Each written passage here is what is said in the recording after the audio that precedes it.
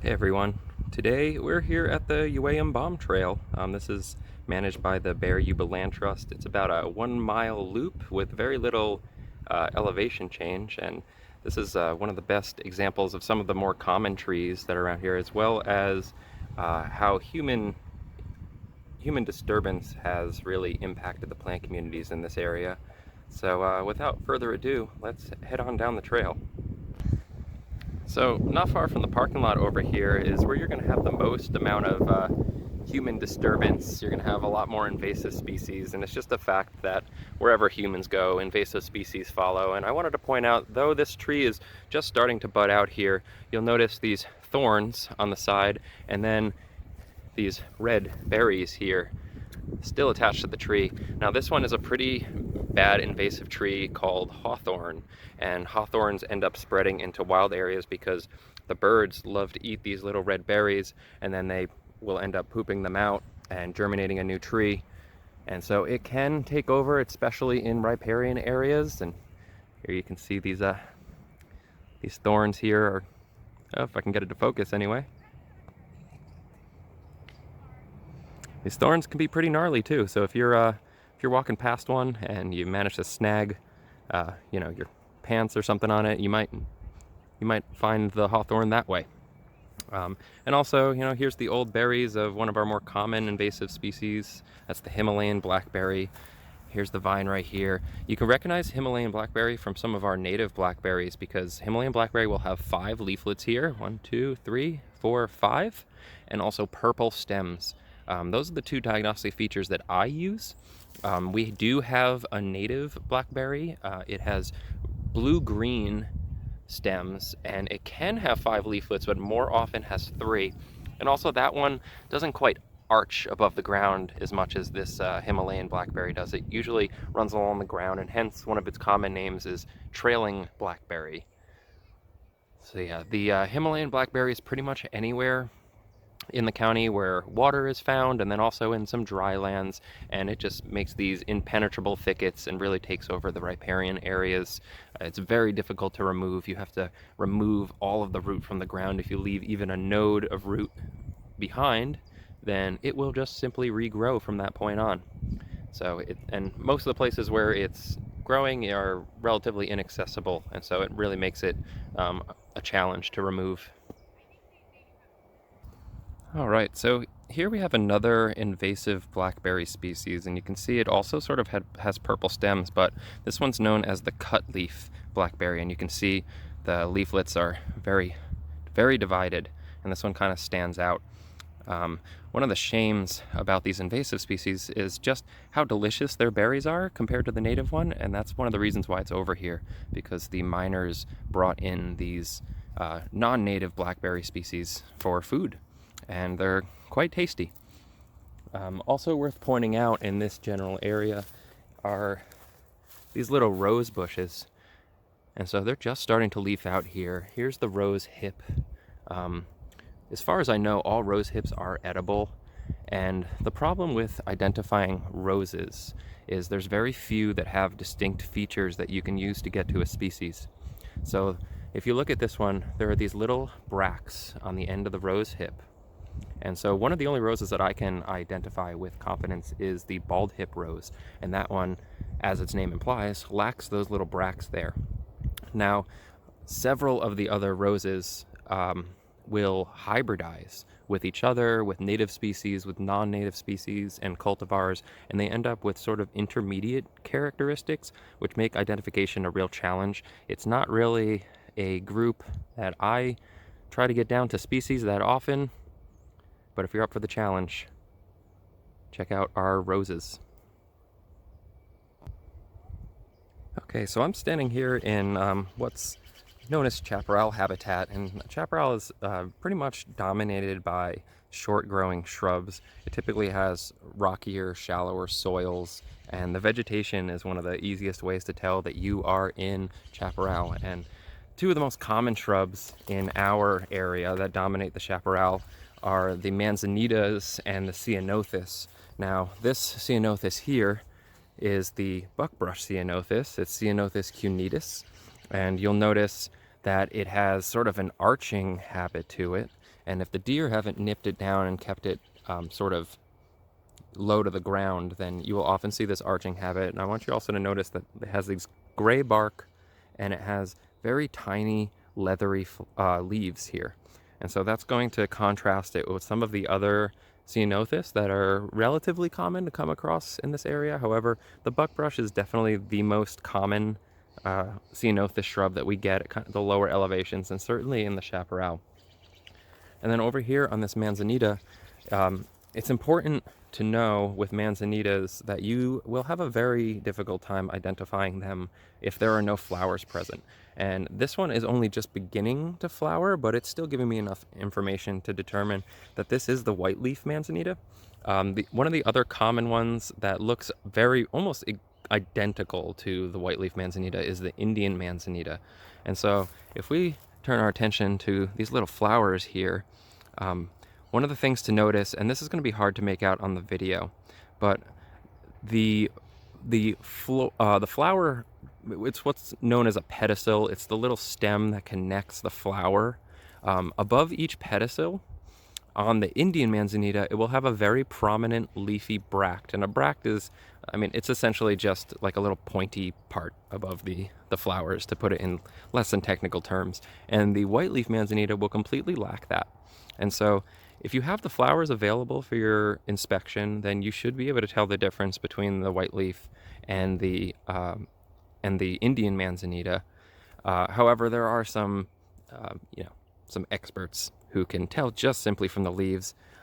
I usually don't rely on gestalt like that. I would want to look at the flowers, and if you're trying to identify a manzanita, you certainly want pictures of the flowers, in this area anyway. And some of the other characteristics of manzanita you want to take note of, especially if you are elsewhere in California or where manzanitas grow, is you want to look at the base of the plant. And so manzanitas have these really smooth, beautiful and smooth red barking, but a lot of them have a burl at the bottom.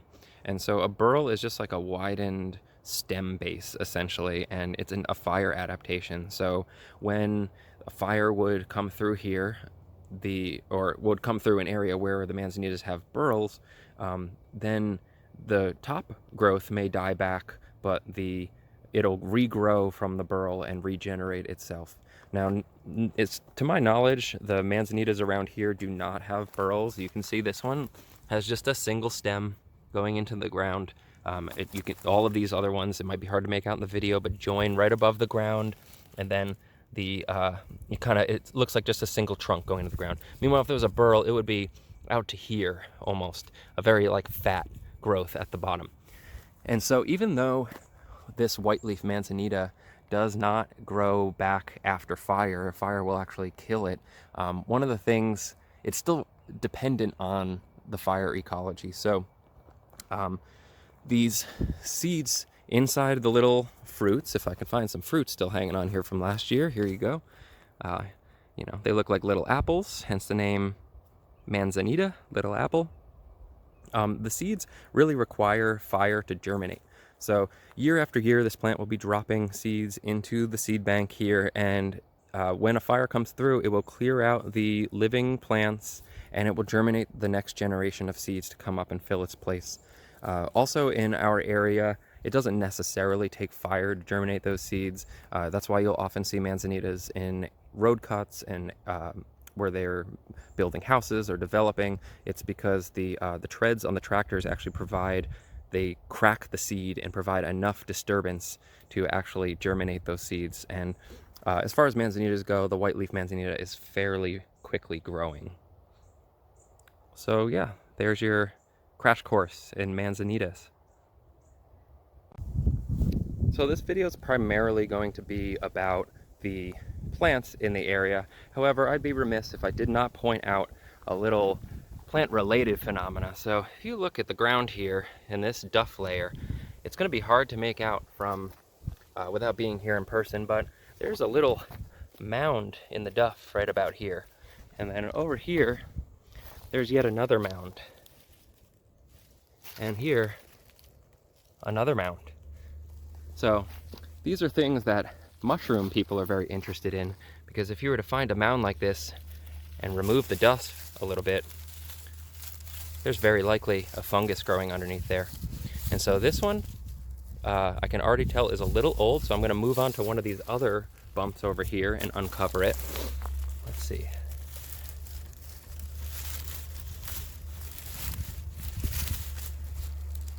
And so when you're identifying mushrooms, it's important to actually pick the mushroom and to make sure that you pick the entire mushroom out of the ground. There might be some identifying features that are buried and that you need to make sure you include if you want to figure out what kind of mushroom you have. And so I can tell already from looking at this one, this is one of our Russula species. So Russulas, another name for them is brittle stem. And if I can get both hands in front of the camera here, you'll notice that when you break the stem, it snaps very brittly, like chalk, kind of. And that's one of the identifying features for Russulas, and also a closely related genus called Lactarius. Now Lactarius, if you were to scrape the gills like that, it would bleed a latex. And I'm not going to wait for the latex because I know this one won't have it, but sometimes it can take some time. So Russula are nearly impossible, with few exceptions, to identify without a microscope to look at the spores. And this one might very well be the winter Russula, but I am not going to really wager a guess beyond that because, like I said, I don't have a microscope, so I'm not going to be able to figure that out. Another thing that's really important with this group of mushrooms is, believe it or not, tasting them. So some Russulas will have almost no taste or a very mild taste, and another group of them will have a very quickly spicy or acrid taste. And so you want to bite a little bit of the cap off and hold it on your tongue for a few seconds to try to get that taste, and then always spit out the mushroom. So even your most deadly mushrooms, you need to eat a couple bites for it to have a deadly effect. So you're safe to do so. Just do not swallow it. So for the fun of it, I'm just going to taste this one and let you know what it tastes like.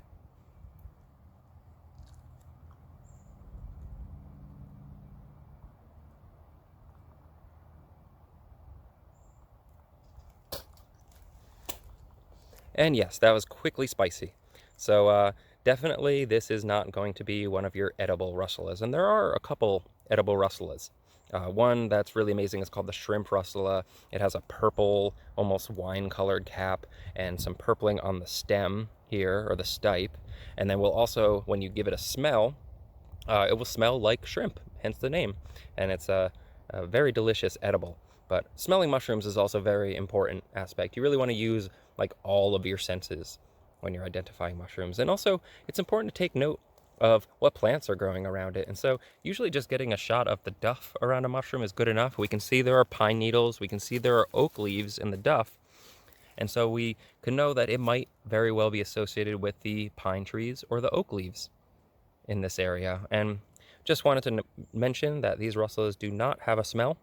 And it's sort of in one of those cryptic groups that I'm not going to be able to tell you exactly what it is. But considering how dry it's been, pretty lucky to see some mushrooms out here today. So in this area, I'm seeing a lot of evidence of the mining activity that used to take place on this property.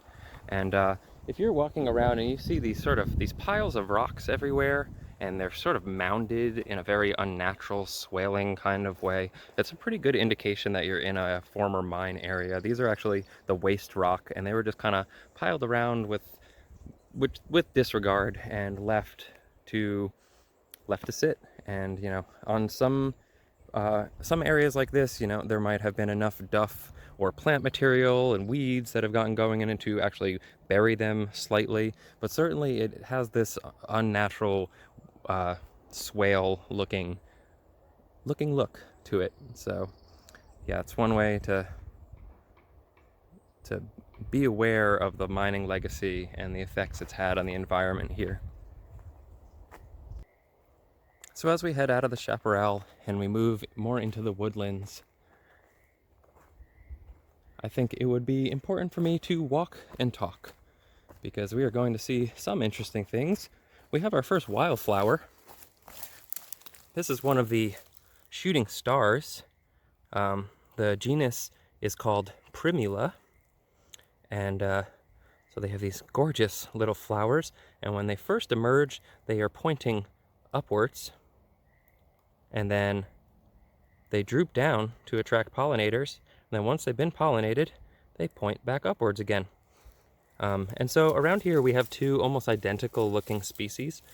This one is the Henderson's shooting star, and so you need to be able to look at the leaves.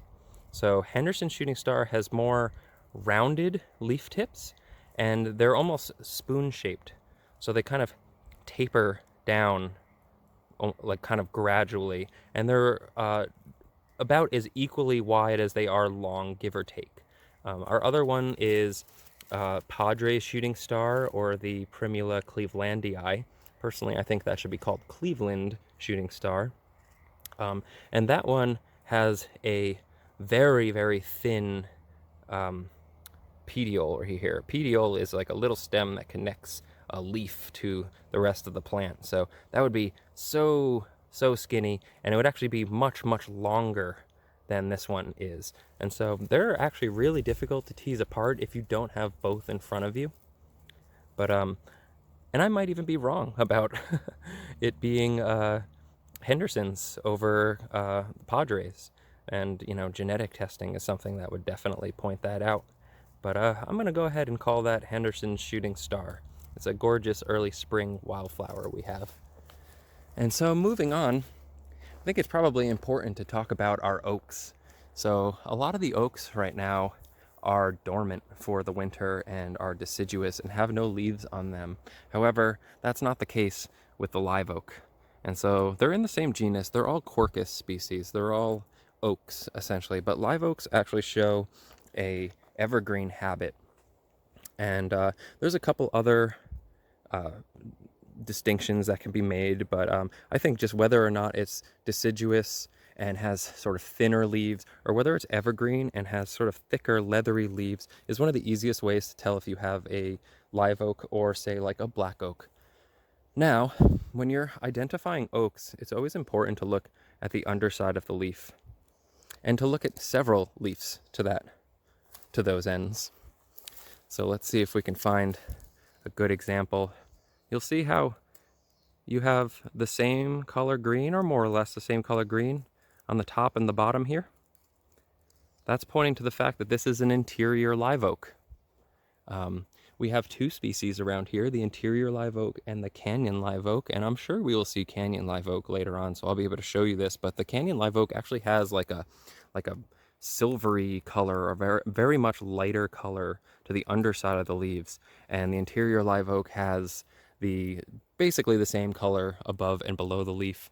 And it's very important. Leaf shape between the live oaks anyway is not very important at all. You will see on the same plant leaves like this, which the leaf edge, or the technical term is the margin, is highly toothed. And then you will also see leaves like this, which are sort of intermediately toothed. There's a little bit of toothing happening there. And then there's also leaves like this. Well, actually, this is a really good example of the intermediate, because on one side of the leaf it has two little teeth, and the other side it's practically entire or smooth, lacking teeth. So that's an important thing to notice, because most of the time those really spiky leaves are going to be low to the ground, and those entire leaves are going to be up a little bit. And the reason why the plant develops those spikes is to prevent herbivory, or animal grazing, on the plant. So these teeth really discourage the deer and the like from munching on the leaves, and by the time the plant gets high enough for the deer can't reach it, it stops producing those teeth. So it's pretty interesting. Oh, you know what? We had a canyon live oak right next to it the entire time. So see how it's like a dark green color, and then I flip it over and it's very much a lighter color? That's a canyon live oak. And as far as I know, in Northern California, there's only one other live oak, and that's the coast live oak. And as you guessed it, that one pretty much only exists on the coast. You won't find it out here. So you only really need to be able to determine whether you have an interior live oak or a canyon live oak. And the interior live oaks are typically at a lower elevation, and the canyon live oaks go up into the higher elevations, but they do overlap significantly. So they can exist like these ones right next to each other. And we'll keep moving a little bit down the trail here. There's going to be plenty more to see. Well, this one's a tiny version of it, but I think it's worth talking about. We have a plant that's very closely related to the manzanitas. This is Pacific Madrone, or Arbutus menziesii. It has much larger leaves, and it does have that smooth bark, and it does have the peeling. The peeling of the bark is something very distinct to madrones. And over time, since this is a young one, it will develop sort of like a normal grayish, dark colored bark on top of this, but that can be peeled back to see this really nice and smooth bark here. And manzanita, well, for that matter, manzanitas and madrones are both in the heath family, or the blueberry family, and that is Ericaceae. And so there is a suite of specialized mycorrhizal fungi that associate with only this family. They're called the Ericaceous mycorrhizae. And so they have really unique mushrooms that pop up under madrone, and specifically in the tan oak madrone complex of the Bullard's Bar area, you end up with some really fascinating fungi species that you won't find elsewhere in the area. And the closest you'll probably see them is, somewhere along the coast.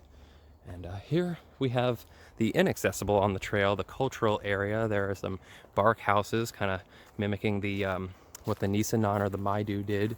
And I don't know much about the cultural area. This is something you could absolutely get in contact with the Bear Yuba Land Trust to talk about. But yeah, this is sort of how the natives would use some of the plant materials to provide their own housing here.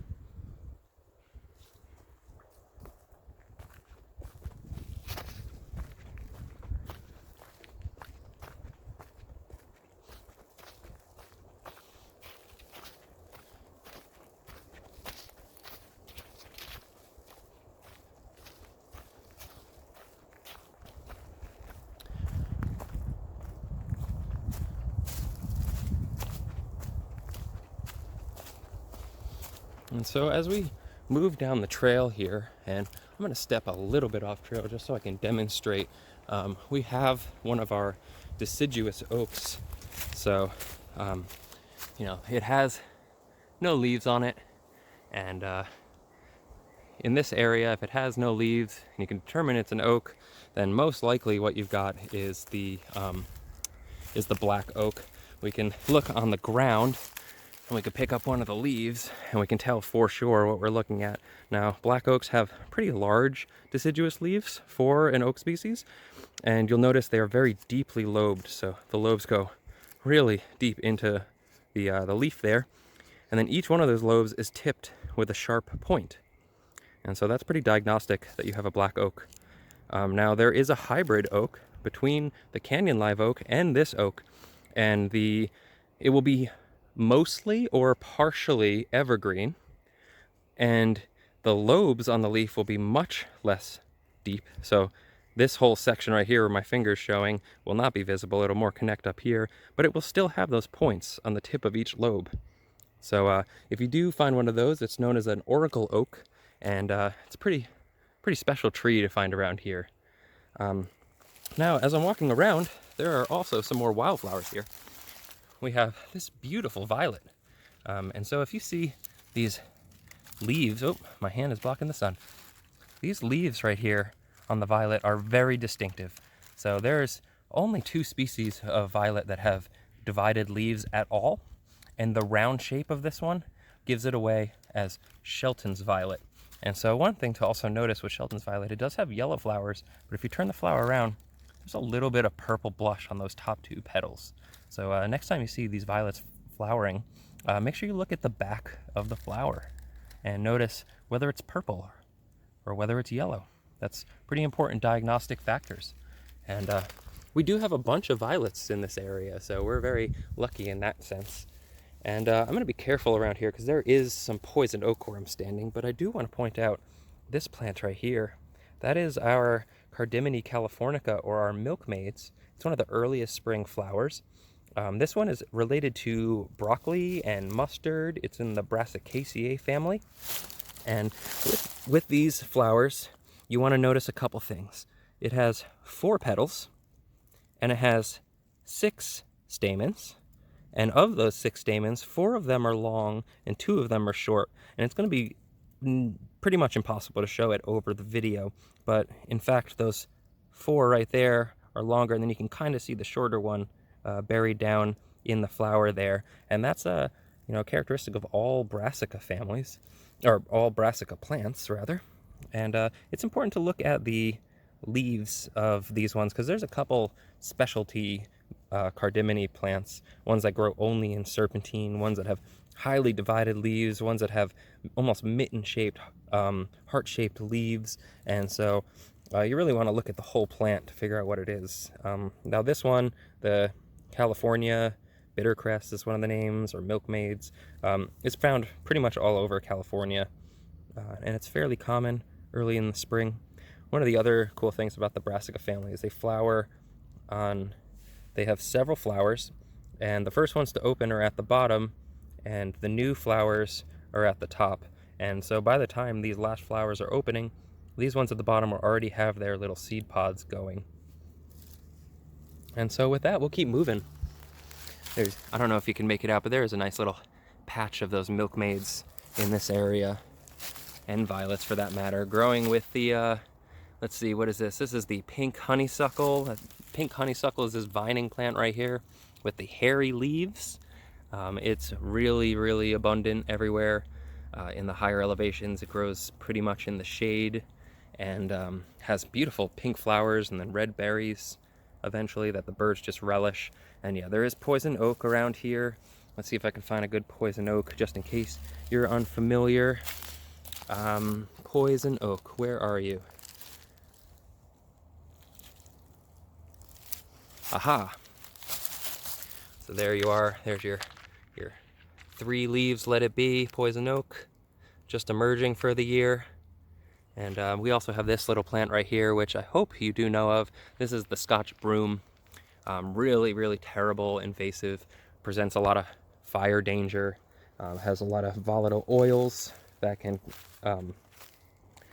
easily catch fire, and it absolutely fills the understory in areas.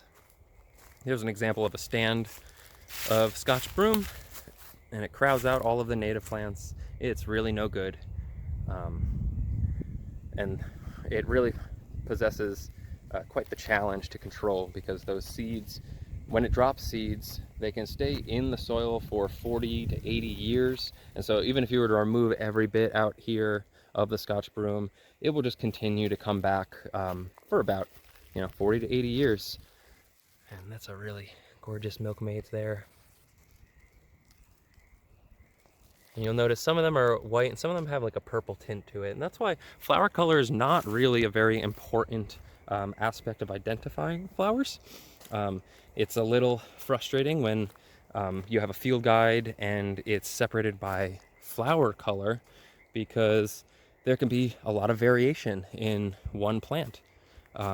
There could be plants that are like very, very closely related to each other and have different colored flowers, and otherwise their form is identical and the flower color is different, and yet you have to flip through the book trying to figure out what you've got to try to compare the two.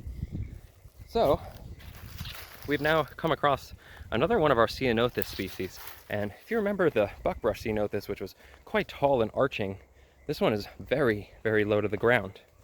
And rather than having gray bark, its bark here is practically white. And on top of that, the leaves are a little bit larger, a little bit less leathery, although they still are somewhat leathery. And I forgot to show you the underside of the buckbrush, but the undersides of the leaves are starkly different, with this one having sort of a normal leaf veinage happening underneath it, with these 3 main ribs, and then the ribs coming off of the side. And meanwhile, the buckbrush has just like, it almost looks like lizard skin or something. It's really unique in that regard. And if we pass another buckbrush, I'll be sure to show you the other side of the leaf. Another perennial shrub that hopefully most of you are familiar with is this mountain misery here. Now, mountain misery, also known by bear clover or kikadizzy, is the indigenous name for it. you know, it's a ground covering shrub. It's very sticky. There's a lot of volatile oils in those leaves, and it was called mountain misery by the settlers that came over here, mainly because as they drove their wagons through the woods, they would have to pass through these thick patches of mountain misery, and that would tangle up in their axles and break the axles, causing them a lot of misery. And so they've, you know, maligned this plant unfairly, I feel, giving it such a name. So Kickadizzy, that's a really good one. Bear clover is a pretty good one, although it's not a clover and it's not even remotely related to clovers. It's actually in the rose family. So yeah, that's related to roses, believe it or not.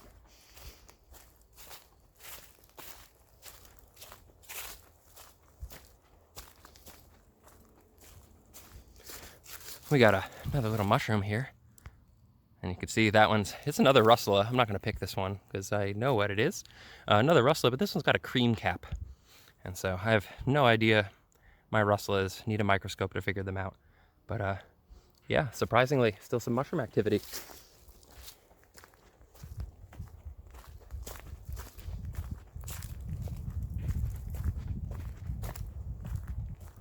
Now I should point out, if we look at these oaks, very oftentimes there are another kind of plant growing on the oaks.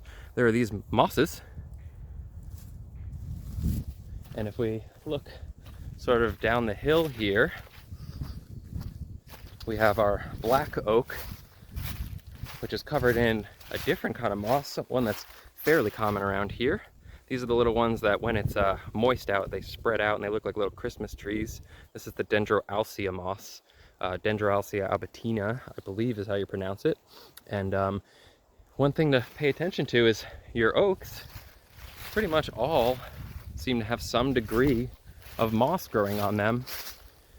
But if we come over and we look at this pine tree, well, there's no moss growing on that. And you can see the deeply furrowed bark, which is an adaptation to protect the living part of the plant from fire. So trees are really interesting in their structure in that you have the outer bark, and then there's the inner bark called the cambium, and then you have all of the pith on the inside. And so basically the living part of the tree is that thin layer of inner bark that runs up the entire tree here. So that's why if you were to girdle a tree or cut a ring of bark and completely sever that living layer from the top from the bottom, you're getting rid of the ability of the tree to pump water and nutrients out from the earth and pump it to the top of the tree. So you'll quickly kill that tree.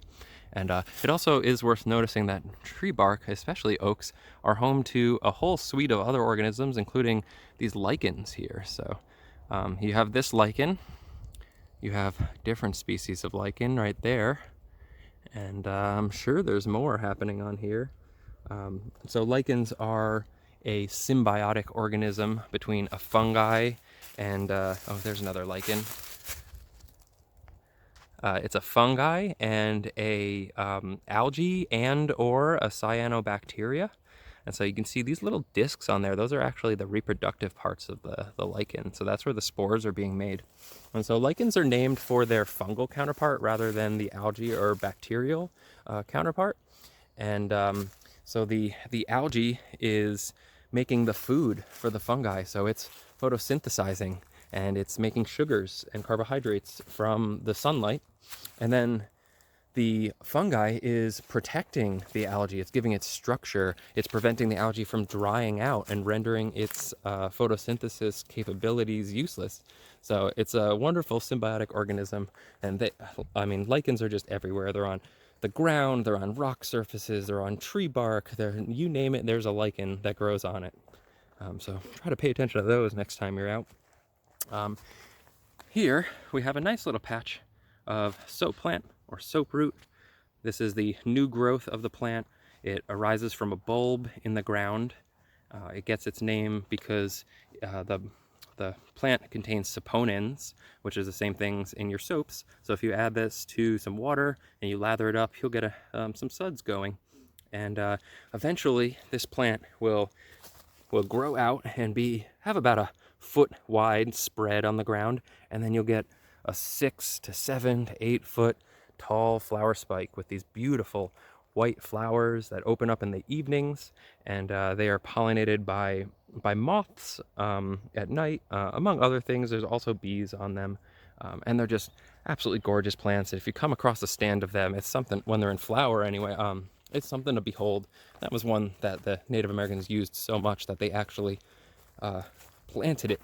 You know, the bulbs are pretty easy to transplant, so they would move it around and make sure that they had soap near their water sources, like this little creek over here, which has some rushes growing in it. So as we move on, you know what, I'm going to turn around to point this out because it's going to be easier when it's small. We have another tree. This one is a young version of it, but this is the California incense cedar. It's Calocedrus decurrens. Now, it's specifically an incense cedar and not a true cedar. So the true cedars are cedrus species, and those are all native to Europe. And we only have incense cedars out here, which are the Calocedrus. And this one's going to be too small to show you what the seed pods look like, but the seed pods of the incense cedar are very distinct. They have like 3 wings coming off of them, and the seeds drop out as those open up. There's another Calocedrus species that grows more on the coast. It's called Port Orford cedar, and that one has more cone-like, like standard cone-like cones. They're technically cones.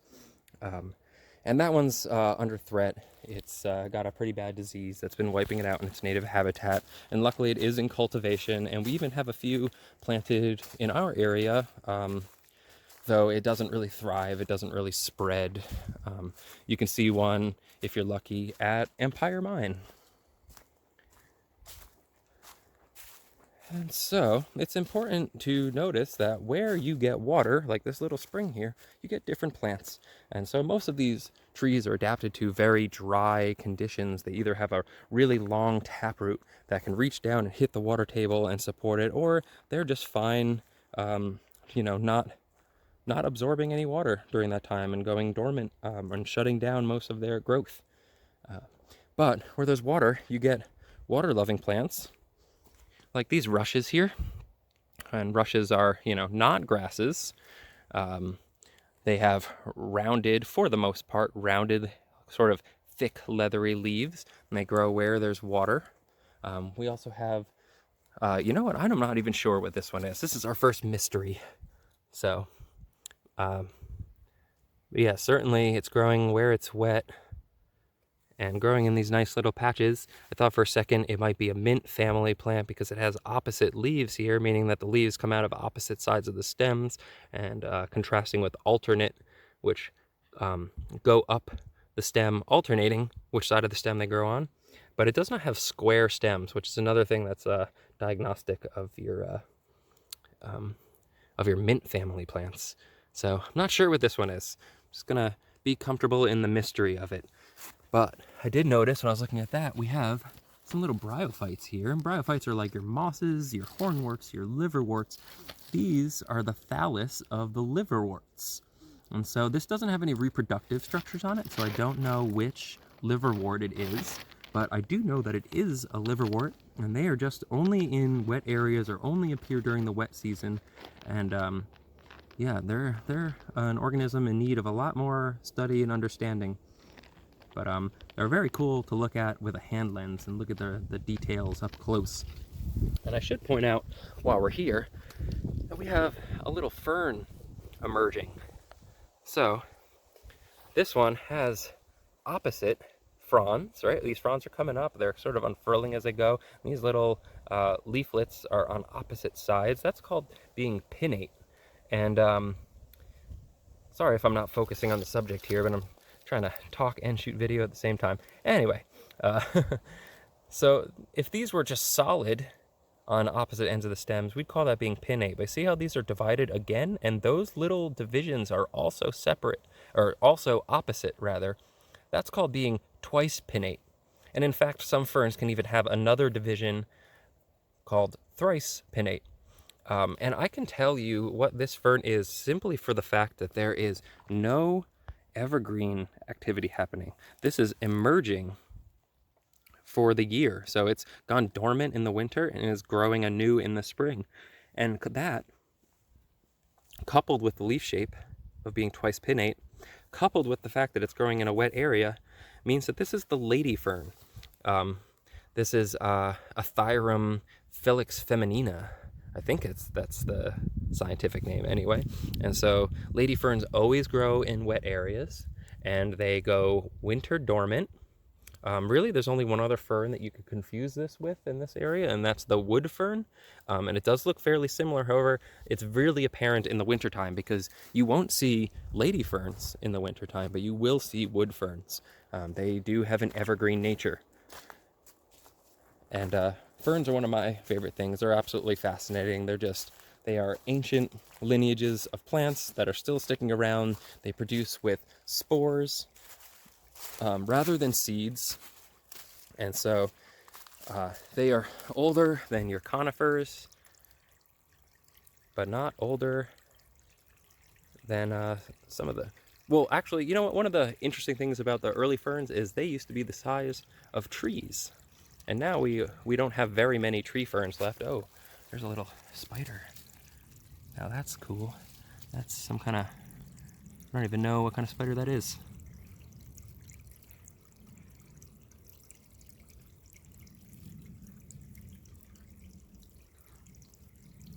Oh, we won't bother him anymore. So yeah, we used to have these enormous ferns. They were the only plant life for some amount of time. The dinosaurs, they predate the dinosaurs. The dinosaurs would eat the ferns. In fact, all of these other flowering plants that we're seeing hadn't even evolved yet. So, you know, it's a crazy thing to think that dinosaurs never saw flowers. They only had spore-producing plants. And there were a couple ancient lineages that have since gone extinct. And we no longer know about them other than the fact that they're in the fossil record. But yeah, ferns are just absolutely fascinating, and we don't have too many species around here, so it's a good place to start if you want to learn your plants. Here's an example of the madrone. So this is the bark similar to the young one we saw earlier. There's the peeling red bark, and then as it gets older, it sort of condenses into like what would be sort of like a traditional bark. And madrones are very susceptible to fire. They quickly will be killed because their bark is not very thick. However, they do have the capabilities, as I discussed earlier with the manzanitas, of resprouting from the ground. So if a fire passes through, it kills a big madrone tree, you will soon get a whole bunch of little shoots coming up from the ground. And that's why you often see some old madrones that are not single-trunked, but rather multi-trunked. That's because at some point in that tree's life history, there was a fire. And here we can point out, this is the incense cedar bark. It's important to notice barks too. It's also pretty deeply furrowed, but it's not quite as thick as the pine bark. And incense cedars, because of their volatile oil content, will go up in flames. And certainly in many areas that haven't been cleared, you will see massive stands of incense cedar, and those typically would have been cleared by the fire regime, leaving only the strongest individuals to grow up into adults. But with fire suppression, we now have some areas where incense cedar, though it's native, can be so aggressive that it actually chokes out other wildlife. In the absence of fire, also, the native people would selectively thin the incense cedars just manually and not necessarily rely on fire to come through. But I did want to point out this blue-green lichen that is very common on the bases of older incense cedars. And once again, just showing that a single tree is really a conglomerate of organisms. You could spend a long time looking at a single oak tree, and certainly there's gall inducers that are using it, and there are lichens, and there are mosses, and there are insects living in and on the trees. So cutting down a tree in some sense is like cutting down a ecosystem in and of itself. So here's the thick puzzle piece like bark of the ponderosa pine. And I'm waiting just a little bit longer before we start talking about the pines, because we do have two species around here, and I wanted to offer up a sort of comparison between the two.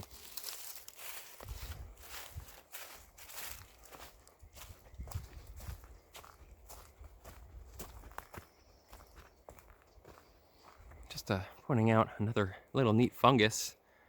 This one is called the gill polypore. It's related to turkey tails, although turkey tails have pores and not gills underneath them. So that's like a pretty interesting one, that it managed to grow gills despite all of its relatives not growing gills. And yeah, that's so this tree was cut here. It presented an open wound for the fungus to get in there and start infecting it, but it really doesn't pose any negative adverse effects to the health of the tree.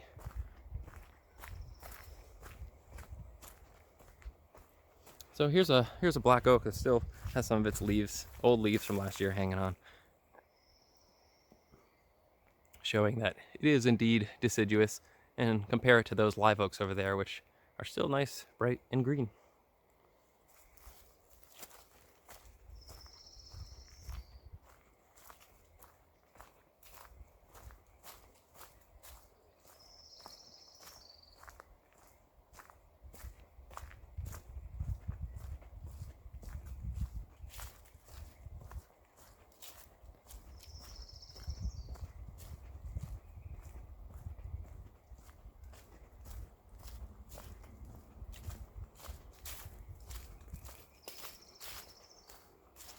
Here, this manzanita has far more developed flowers there.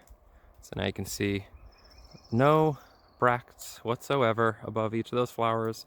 The pedicel or the flower stem is very smooth. Well, smooth in the sense that it doesn't have the bracts. It is, however, very sticky. And manzanita flowers are edible, by the way. It's a pretty good little bit of sweetness on the side of the trail.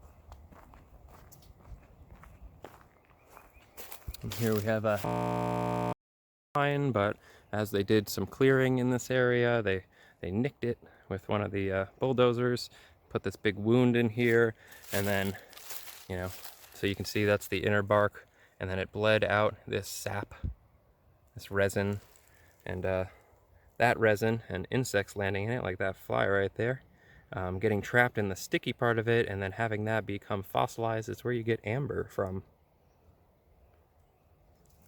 Pine sap also can be used as sort of a glue, although I've never tried that. Well, here's a good thing to point out. So we have a little dryland juncus. Juncus are rushes. It's the genus name for rushes, and so these are the flowers on the end. And so at the top you have the yellow pollen-covered anthers, and at the bottom there you have the filaments. That's the female part. And so the female part will open first and then the pollen, which I think is to stop it from self-pollinating. And then it just grows. Well, it's actually growing out of this clump of invasive St. John's wort, unfortunately, but it grows pretty low to the ground. And that is to contrast, so a juncus with a different genus of rushes. These are the wood rushes, and they grow in the dry lands, in the woods, and they have much different flowers, but they're quite beautiful. The genus name for this is Luzula, and I actually don't know much about wood rushes, but I really enjoy looking at them because for like a graminode, and graminodes are basically the sedges, the rushes, and the grasses, this one's quite showy and always catches my eye every year.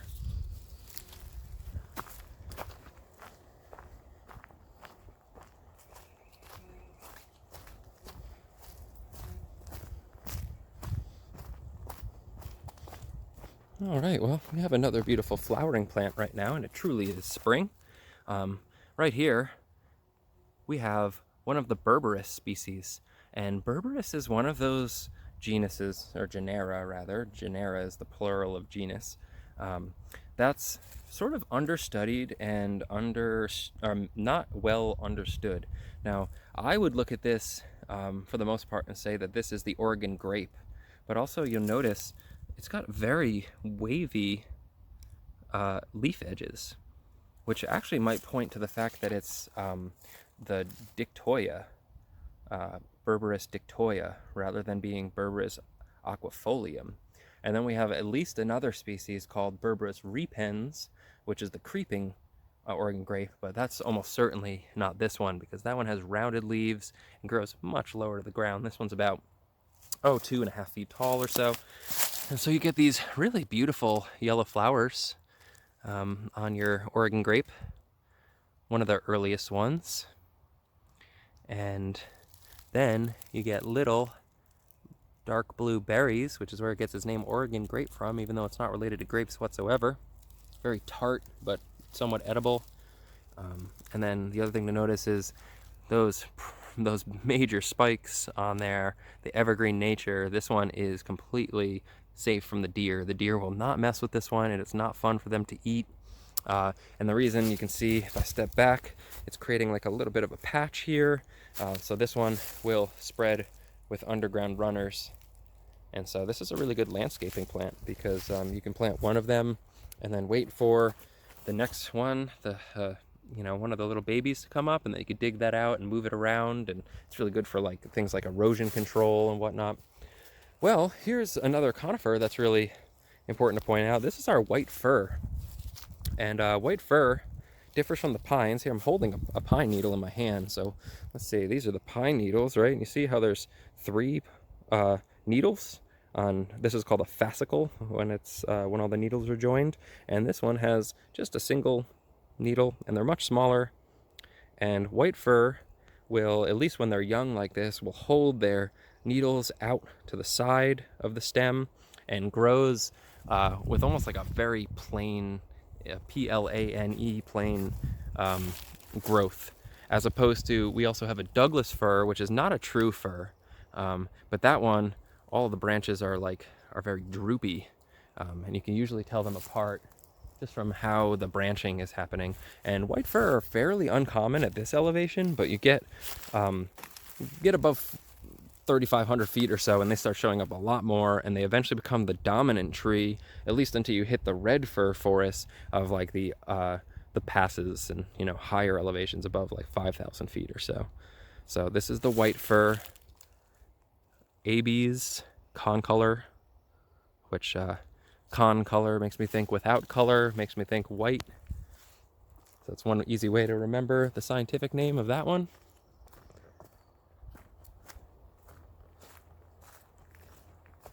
And I'm pretty sure we did walk past a Douglas fir, and it would have been good to point that one out, and so you get a comparison between that and the white fir. But here we have another cultural.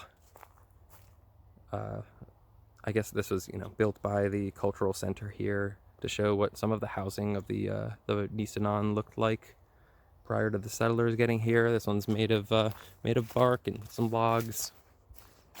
And I'm not going to go in it just to be respectful.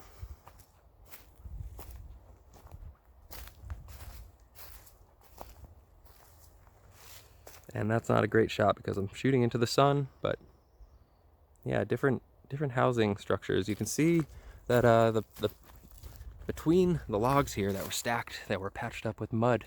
And that's to prevent, drafts and insects and whatnot from getting in.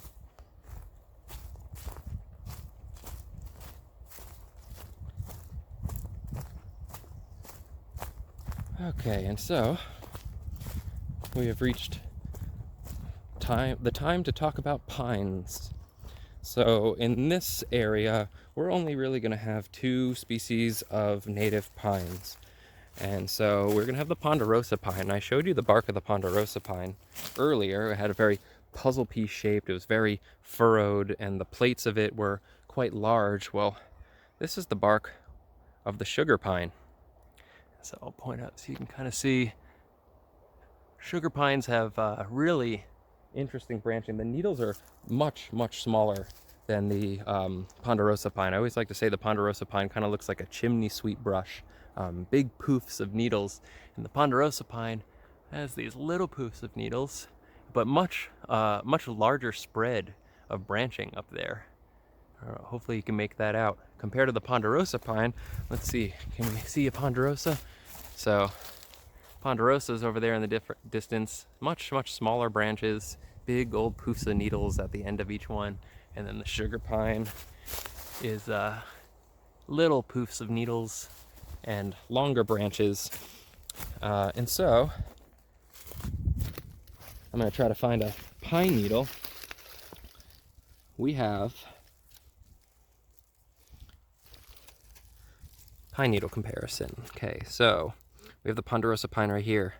3 needles on each fascicle, on each group of needles, and they are 6 inches long or so. And then here we have the sugar pine. There are 5 needles per fascicle, and they are maybe 3 inches long. So if you can see the size difference there. So needles are important, bark is important, and lastly, let's look at the difference between the cones. So if you have pine cones nearby, I mean, that's a pretty stark difference in pine cone.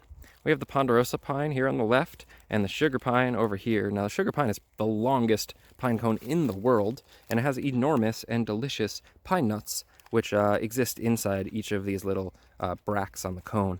And so yeah, just check out the size difference on that. Sugar pine cones are just absolutely something to behold. I mean, they can be 18 inches long and just very large, and you know, much more long than fat. And the fat ones are like your coulter pine at the high elevations and your gray pines at the lower elevation.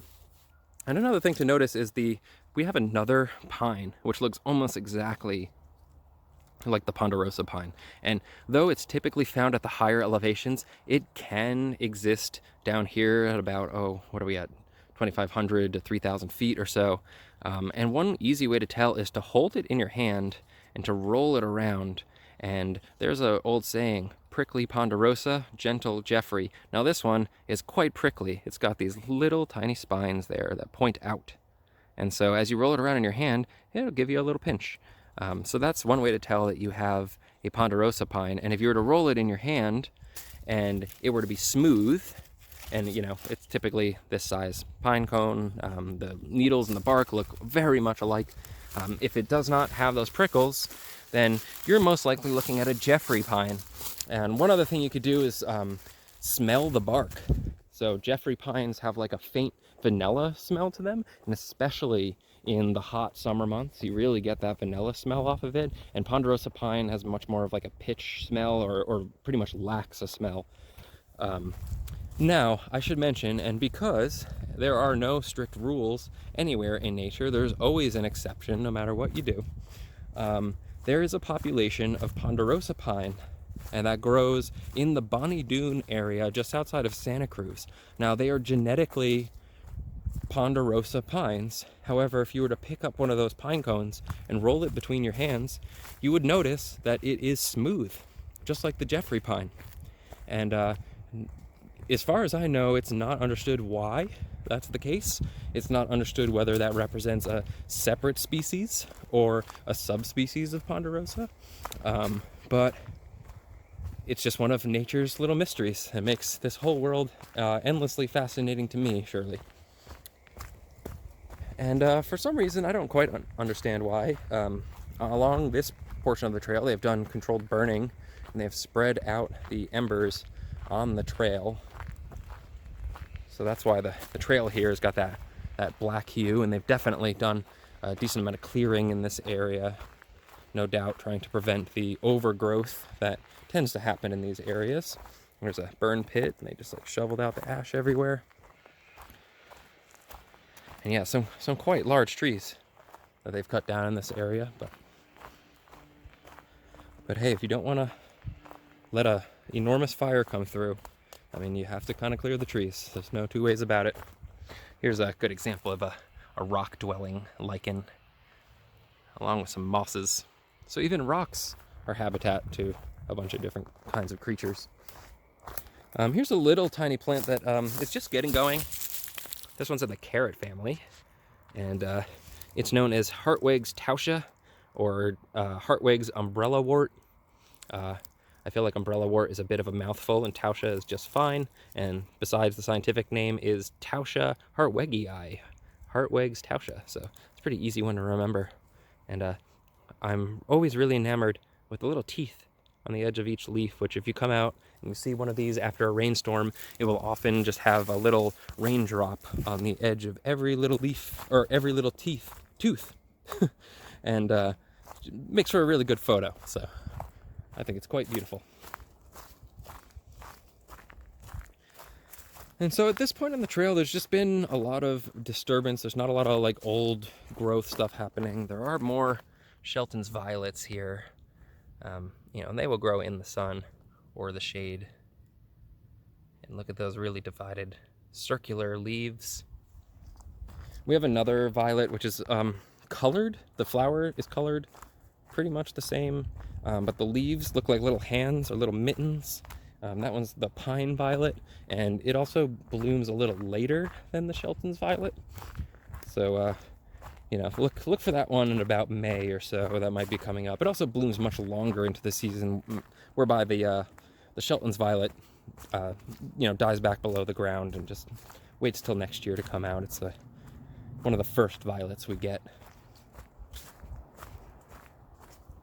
I should also mention the other yellow violet that we have is the goosefoot violet, and that one has entire leaves, so a typical leaf shape, no mittens, no divisions in it, sort of spoon shaped, if you will.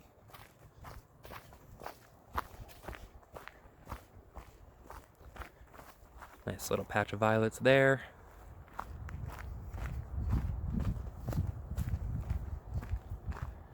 All right, well, at this point, we're pretty much getting to the end of the trail, so I'm going to just tell you a little bit more information about how to get here. So if you were coming from Nevada City, you would want to head up, you would want to turn onto North Bloomfield Road off of 49, kind of near the Maidu Center, the government center there, and then you will make a left onto, I think it's Lake Vera Purdon Road, and then you follow Lake Purdon Road, and you will see the trailhead and the parking lot on your left. It's sort of easy to drive past the entrance if you're not paying attention. And there's a nice little meadow in the front that's undergoing some restoration right now. So, stay on the trails in the meadow, let the restoration people do their work without trampling. And let's see, I really hope we'll be able to do more hikes this year, and we don't have to cancel anymore, but I hope this was somewhat of a educational experience. I hope you learned something. You can feel free to get in contact with me and ask any questions about what we saw today, and I hope you have a wonderful time out on the trails this year. Thanks for watching.